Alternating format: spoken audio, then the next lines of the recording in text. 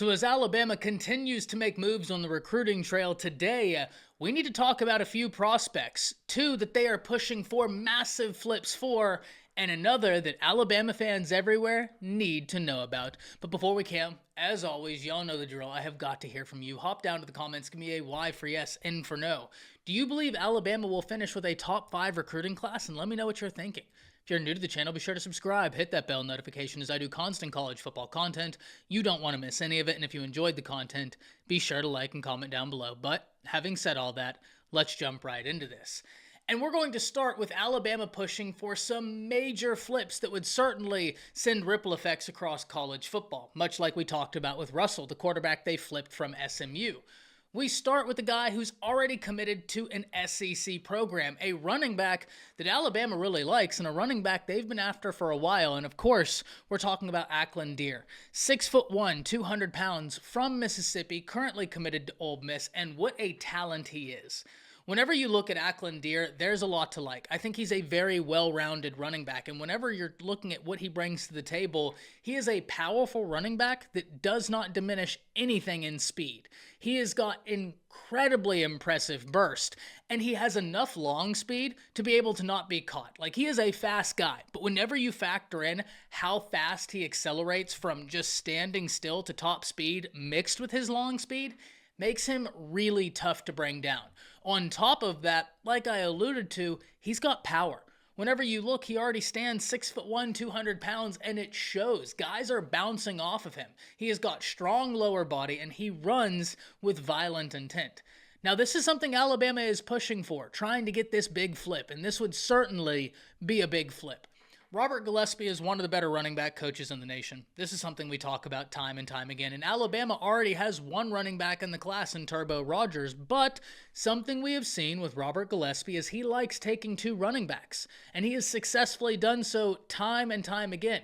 We can think back to a few classes ago whenever he got Justice Haynes and Richard Young. We can think back to last class whenever he got Daniel Hill and Kevin Riley, and fast forward to this class.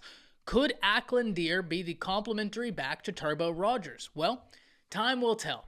But one thing we do know is that Alabama now fields a potent offense, one that you really can't question. We know what Kalen DeBoer does, and one of the things I love that Kalen DeBoer has said is that he tailors his offenses to his personnel. And if you're a running back, you have to love that, because if you actually go back and look at what he did at Washington, it's 100% correct. Kalen DeBoer does tailor his offenses to his personnel. The reason why I bring that to your attention, Alabama's running back room is absolutely loaded. And if they're able to retain Turbo Rogers and flip Akland Deere, this running back room will stay absolutely loaded. And you have to imagine he's going to make sure you get some touches. So this is going to be an interesting one to watch. Deere is from the state of Mississippi, and if staying home and being the hometown hero means something to him, all good. Listen, one thing we talk about all the time is kids commit for different reasons. Some kids want to stay home and help their home schools build. Other kids want to go out and see what else is out there. And some, they're just looking for where they feel like is the best opportunity for them. All of which are completely valid. But the fact that Akland Deere is coming back to Alabama, I think bodes well for the Crimson Tide. And they have proven they still have some heavyweight recruiters on this staff. So this is one we're going to have to watch. We go from the offensive side of the ball to the defensive side of the ball, where we don't have to go far.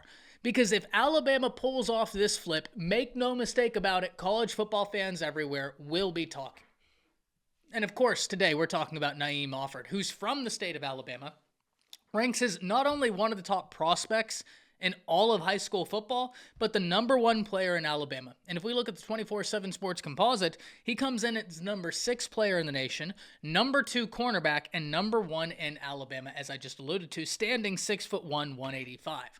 Now, Alabama has their work cut out for them. He's currently committed to Ohio State, and Ohio State cornerback coach, Coach Walton, has been fantastic on the recruiting trail. He is a real solid recruiter, but Alabama is proving to have some real solid recruiters as well. We know Colin Hitchler is a fantastic recruiter. He was lauded by 24/7 Sports as one of the best recruiters last cycle for Wisconsin. And then there's Mo Linguist, where the last time he was at Texas A&M recruiting for the Aggies, he was getting some major wins. Can he add another major win in Naim Offord? This is going to be one we have to watch, but this has been an interesting battle because a few months ago, I think many in the Crimson Tide fan base has kind of understood he's going to be going to Ohio State. However, over the past month, Alabama's chances have certainly risen in this recruiting battle. And as I stated, this is going to be an uphill battle. Make no mistake about it. Ohio State has a brand. They are a major team in college football, and they're positioned for success this year. Plus, they have some heavyweight recruiters on that staff. But Alabama offers being the home state school. They can pitch to them, hey, come here, stay close to home. Your family will get to see you play every Saturday. There's a home game. And on top of that, we have an elite history, sending guys to the NFL. This is going to be a really fascinating battle because as I alluded to when we started talking about a Naim Offord, if Alabama pulls off this flip, everybody in college football will be put on notice because there are still those out there who are questioning whether or not Kalen DeBoer can recruit. Well, if they get this flip right here, a lot of those questions will be answered and answered wholeheartedly. But it is important to note that, and we've talked about this before, sometimes your players can be just as important of recruiters as the guys on staff. Ryan Williams is putting in work and putting it in overtime, trying to get Offord a part of this Alabama class. And if he is to flip, Ryan Williams will deserve a lot of credit as well. Just as Jalen Mbakwe deserved a lot of credit for Ryan Williams coming back to Alabama, so too will Ryan Williams deserve a lot of credit for getting Offord on board. And so far, he has been a heavyweight recruiter for the Crimson Tide. He's got an infectious personality, and it shows whenever you look at how he interacts with a lot of these guys. Next, we're going to talk about a prospect still on the defensive side of the ball that wouldn't be a flip, but would be a massive win for Alabama. And per social media, per On3, an official visit has been scheduled. And that's for Ty Jackson, one of the best players in the nation, the number one linebacker in the nation, and a guy that plays with a violent intent. This is an old school linebacker with new school athleticism. And that, to me, is the name of the game. Whenever you watch him play, you're seeing him bury guys, but he also has sideline-to-sideline speed, the exact type of sideline-to-sideline speed that is commanded in today's day and age, and especially in more of these newer defenses where these linebackers are going to be asked to cover. They're going to be asked to run around. This is a guy that was getting pick sixes at the high school level, strip sacks, taking it to the house, and absolutely burying ball carriers.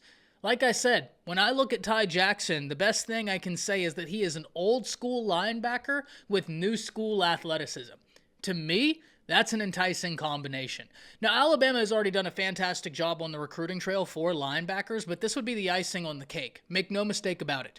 Kane Womack has proven to be a guy on the recruiting trail, as has C-Rob, as they're both going out there, establishing these relationships, and doing a good job of getting these guys in the class.